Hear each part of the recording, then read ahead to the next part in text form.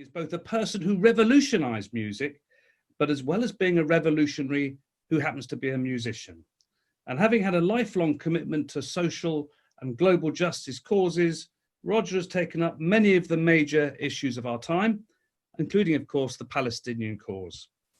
I'm Mark Seddon, and I used to be Al Jazeera's UN correspondent, and I've worked for the United Nations. I worked for the UN Secretary General Ban Ki-moon and for the President of the UN General Assembly, Maria Fernanda Espinosa.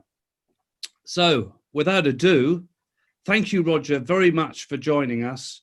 I think we're going to have a great conversation today. We're opening up this conversation also to many of our viewers from all over the world who will be sending in some of their questions.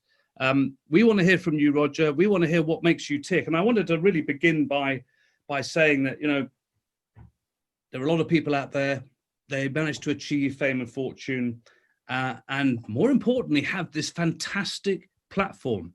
That platform can sometimes be wasted. And we were mentioning just a moment ago, the Kardashians in respect of that. But, you know, a lot of people have this platform, but they don't necessarily take a stand. You have. And I'm just wondering, you know, right from the very beginning, what made you tick? What made you the person you are in terms of your empathy, your identity, your support for progressive causes? I know your parents were very principled and radical, and also know that you joined this campaign for nuclear disarmament, a supporter of it, back when you were 15. So did this all happen quite early for you? What was it that got you started?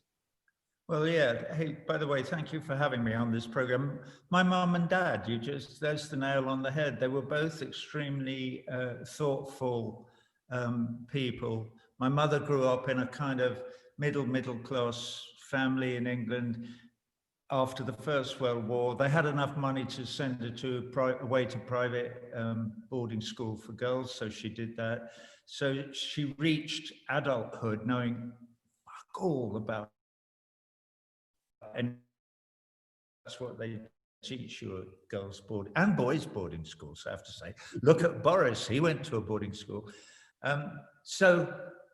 But they both before the Second World War, just before it, became involved in left-wing politics. They both joined the Communist Party. Previously, my father had taught.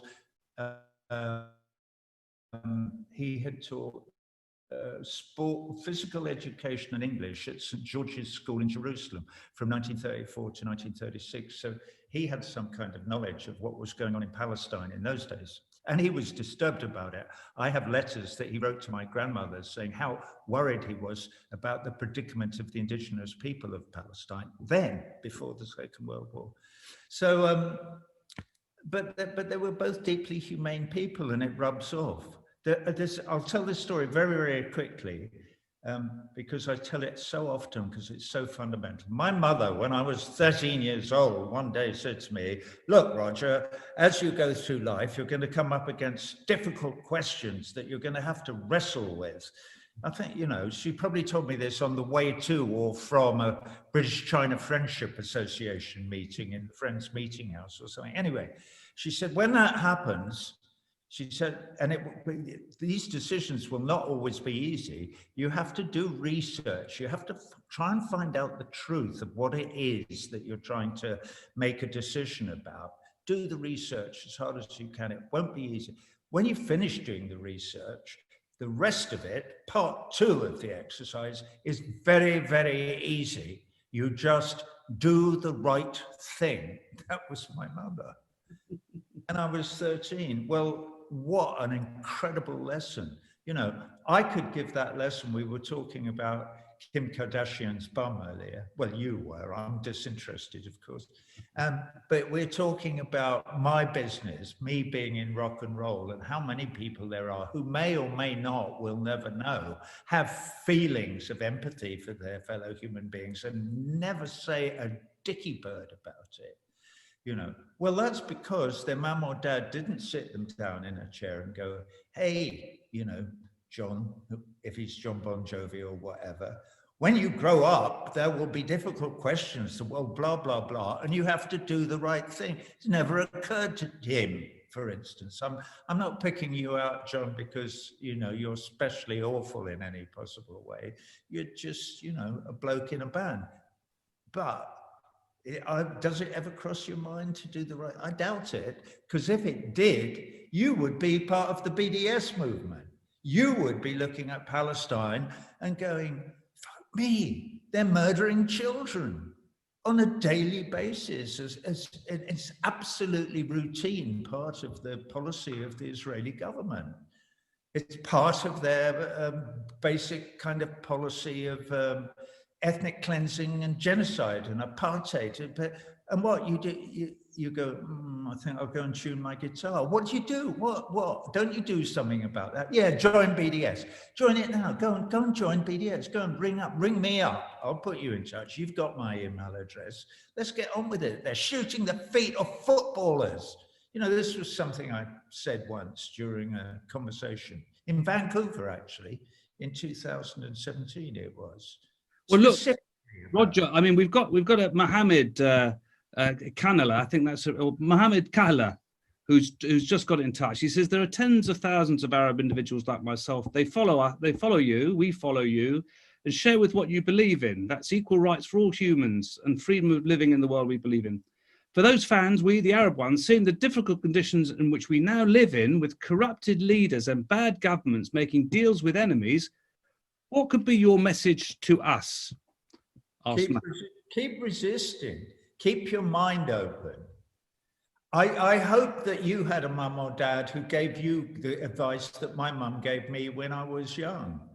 Because if you keep your mind open and don't allow yourself to be corrupted by the kind of Brave New World / 1984 propaganda that Orwell and Huxley warned us about all those years ago, you will be able to divine quite quickly that something is wrong in the state of Denmark. I mean, in the state of wherever it is that you live. And what is wrong is that somehow the human race as a whole has bought settler colonial capitalist idea that the strong should rule the earth and the winner takes all, and it's perfectly okay for some people to be very, very wealthy, Jeff Bezos and Mark Zuckerberg, and, you know, Schwartzman and all the other arseholes, and the rest of you should scrabble around, you know, trying to get enough to eat for your children. Never mind them getting an education or having the freedom to read the books they want to, or to enlighten themselves, or be interested in art or anything else, because they're so busy scrabbling to get that last $10 that they need so they won't end up homeless on the street. Whether you're in Beirut, you know, or whether you're anywhere in the Middle East, but also anywhere in the Southern Hemisphere. That is how the world is arranged. And we must I can just come in. I mean, when you were growing up, and your parents, of course, your parents would have grown up, you know, before the war. They would have, you know, they probably saw the end of the First World War, the carve up of the Middle East. They would have, one of their great heroes. Pico is at the Sykes-Picot, exactly. I was just going to mention, you took the words out of my mind. Sykes-Picot, which for some of our viewers will know, others won't. The French-British carve up of essentially the Ottoman Empire in the Middle East. Yeah. After all of that, after the Second World War, and there's this promise never seriously to go through this again. There was the United Nations, there was the Charter, the UN Charter, there was the Universal Declaration of Human Rights and what have you. You often talk about that. I do. Is that what we're kind of missing when you're talking about, you know, there's people, you know, sort of needing some kind of base in which to build things from? These basic building blocks just aren't being taught or not being understood. No, they're not. I mean, I would say this, Mohammad, what happened, mate, is that at the end of the First World War, they thought, bugger me, that was a disaster. All those people killed, and what have we gained? Well, what we've gained is that we can form the League of Nations, which was a cabal of all the countries who had won the war, got together and said, now we can rule the world, you know, properly. And they realized then in 1945 that they had absolutely failed to do that, which they always will, because this was a cabal of the colonists. This was the imperial powers getting together and saying, together we can rule the world. Second World War happened, and after the Second World War, they had a much better idea, which was saying the people of these United Nations, because it's not the UN is not about the United Nations, it's the peoples of these United Nations. Together, we must write a charter based and base international law exactly upon this charter. And in 1948, they also, in Paris, wrote the Universal Declaration of Human Rights, 30 articles. As I've said till I'm blue in the face, right? John Bon Jovi. I'll keep picking on John because I know him and he's not a bad lad, but he's ignorant as shit, you know, as almost everyone in the world is. If we followed those 30 articles, we wouldn't be here having this conversation. You could be playing golf, I could be doing whatever I do, you know, it would all be lovely. And Mohammad would probably have a job, or he'd be at university, or he'd be doing, if we only followed the basic 30 articles of the UN Declaration. But we can't. Why can't we? Because our leaders, the powers that be, do not subscribe to it. They pay lip service to it. They pretend that they care about human rights, but they don't give a fuck. They couldn't care less about human rights. All they care about is power and wealth, probably in the other order, wealth and power. Maybe power first, because power provides them with wealth. Power is only to get wealth for themselves. That's what it's for. That's the way their brains work. I live in the United States. The entire society, 300 million people, is based upon the premise that what you have to do is get power so you can get wealthy, and then keep all the power and keep all the wealth, and make certain you never share it with anybody, and you have to harden yourself. When you walk past that vet lying in the street, home, you have to walk by without even glancing down. You must never obey the impulse to squat down beside him or her and talk to them. How are you doing, mate? John Prine's song, hello in there. You must absolutely resist that as hard as you can, you know, in order to remain blinkered and get on with your task, which is to make yourself more powerful and richer.